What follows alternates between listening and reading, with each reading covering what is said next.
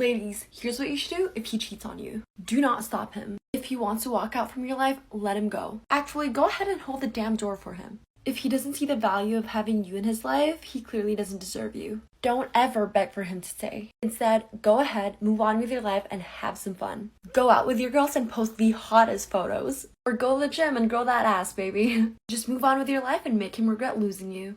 Like this video and follow our Instagram for more tips. Now this message is going to take me a couple minutes, but men or women, you're not exempt from this. This is going to apply to everyone that's in a relationship. So you have two types of people in a relationship. You have the ones that are quote unquote secure and have no worries in the world about their relationship, right? Then you have the other side that wants to respect their relationship, and they get called controlling. They get called insecure. They get called, oh, it's just friends, or it's just that, right? So I'm going to give you both sides to emotional cheating, okay? If you're in social media and you're liking and commenting other people's posts to get their attention, you're not hyping them up. You're trying to get their attention because you want emotional attention from them. You don't say, oh, you're handsome, oh, you're hot, oh, baby, oh, this. You don't say those things if you didn't want some form of attention from them. You're not that nice of a person, okay? Now, the flip side to that is someone might say, oh, it's controlling. How can you not find other people attractive? Sure, you can find other people attractive, but it's called respecting your relationship and having a boundary. I see beautiful women all day long, but if I'm in a relationship, I can glance and say, yeah, it's a beautiful woman, and I move on. I don't put her in my spank bank, and I don't gawk over her. That's the difference. Now, here's a big one. Pornography. Now, some might say, oh, it's fine. I don't care if my other person watches porn. Yeah, you do. Yeah, you do. Because you know what they're doing? As they're watching that pornography, they're building a fantasy. They're putting images. They're putting things in their mind that you can never live up to. You're not okay with that. All right? Last thing.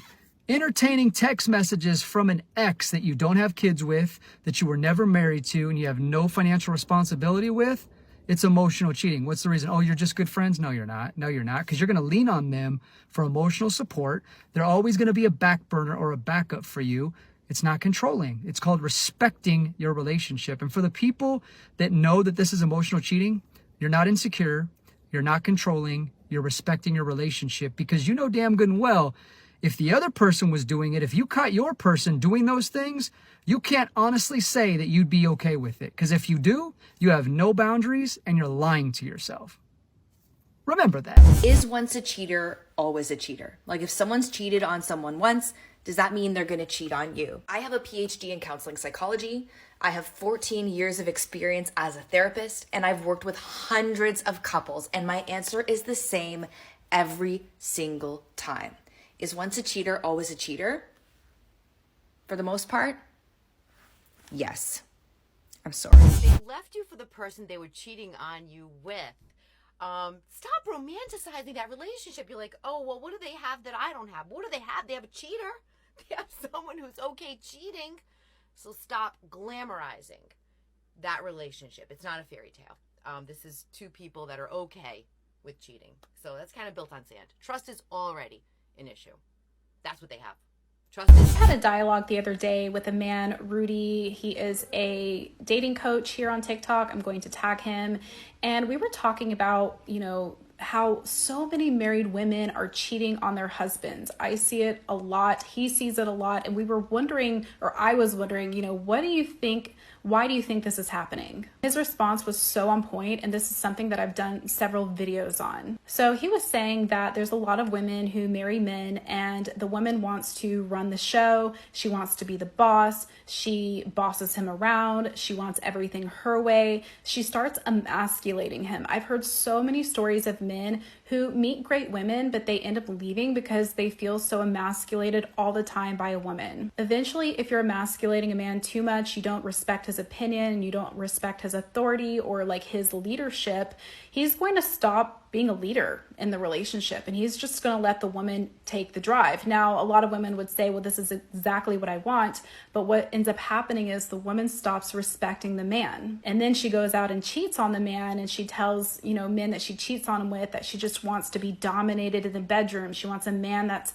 a real man. You know, I see that all the time in my comment section, women being like, well, where are the real men out there? I had a man that I had to baby, or a man that I had to pick up after. And a lot of times the reason why this dynamic happens is because the woman unconsciously emasculates him and doesn't make him feel like a man. She doesn't respect his opinions or his leadership, and she wants to take control. So he ends up just kind of taking a back seat because he's tired of getting, yelled at or fussed at. So he's like, okay, you take the lead in everything then. And then she has to be the leader because she's forced herself into that position. He gives up, and then she stops respecting him, and then their sex life pretty much caves. I got slammed by a lot of women for saying that we should allow our husbands to lead, and the women being like, oh, this is so, patriarchal, or this is so misogynistic that you should let a man lead. Why can't a woman lead? Well, if a woman is leading the home, again, she's going to stop respecting the man.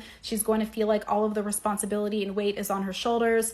Now, I did a video for advice on queen archetypes saying that it's okay to be a leader in your public life. It's okay to be a leader in your career. But when you come home, and if you want a traditional kind of family, and if you want a traditional man or like a masculine man, you have to respect him as the leader in your family. Because if you take too much of the masculine role, he's going to sit back in the feminine role, and then you're going to stop respecting him, and you're going to stop feeling a sexual drive and pull towards him. And he's not going to feel sexually drawn to you either because you're acting like a man. Do you think it's cheating if your partner texts someone else and hides it from you? Your partner is still swiping on dating apps, but not actually talking to anybody. Your partner is texting someone that they met on a dating app. Your partner kisses someone else. Your partner watches. Your partner pays for a cam person. Your partner pays for a worker in person. Your partner goes to a strip club. Your partner has someone they call their work wife, their work husband, or their work spouse. Your partner thinks about someone else while you're having sex together. Your partner sleeps in bed with someone they don't touch, but they're both naked. Your partner kisses a friend goodbye on the lips. This is what to do if your boyfriend or girlfriend cheats on you. Disclaimer, I'm speaking from a girl's perspective, however this would work for anyone. Number 1, we are not doing all those stereotypical things that you do when you get cheated on. We're not slashing tires. We're not egging houses. We're not breaking windows. Because as wonderful as it would feel to do those things, hit him in the heart, not the wallet. Go live your best life without him. Karma will catch up to him. Think about the fact that he has to now live every single day without you. That's gotta hurt. Know your worth, babe. He literally just lost you. Like, imagine losing you. How do you recover from that? And do not go back to him. Cheating is a choice, and cheaters don't change. And please do not go after the girl that he cheated on you with. It's not her fault. She probably didn't even know that you guys were dating.